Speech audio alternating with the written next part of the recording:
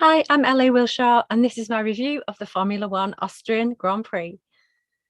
Well, we had a 2-for-1 this weekend at the Red Bull Ring, with a sprint race kicking things off on Saturday. On the race start, Gasly and Albon made a ham sandwich of Lewis. Leclerc and Sainz battled throughout the race to ultimately finish in the order that they started. Albon had his elbows out with Norris and Vettel, both taking an off-track detour when they pitched up against him. And after being demoted to P13 because of track limits in Q2, Perez stormed his way up the field, discarding everybody in his way. He did a double overtake on Mick Schumacher and K-Mag as they were battling for position. And just a couple of laps later, he nabbed P5 from Ocon. There was a fantastic fight between Hamilton, Mick Schumacher, and Magnussen, and even Bottas tried to get in on the action in the closing laps, with Lewis snatching the final point for P8 over Mick, who was easy picking once he lost the DRS from his teammate. Sunday's main Grand Prix saw Perez come together with Russell, who received a 5-second penalty for his troubles. With a hole in his side pod, Perez ultimately retired from the race.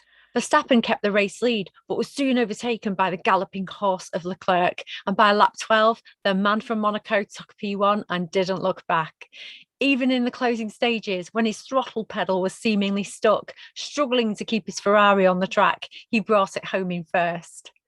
Hamilton, starting in ninth, picked off those in front of him one by one to finish on the third step of the podium. An almighty turnaround for the Mercedes team, more so after Lewis's crash in Q3 on Friday.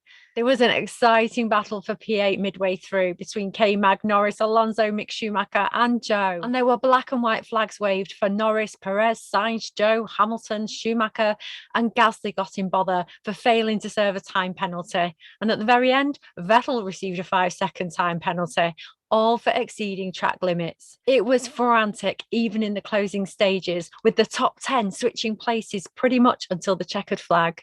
But the story of the day was Sainz, who looked to be on for a top 2 finish until his engine gave up spectacularly.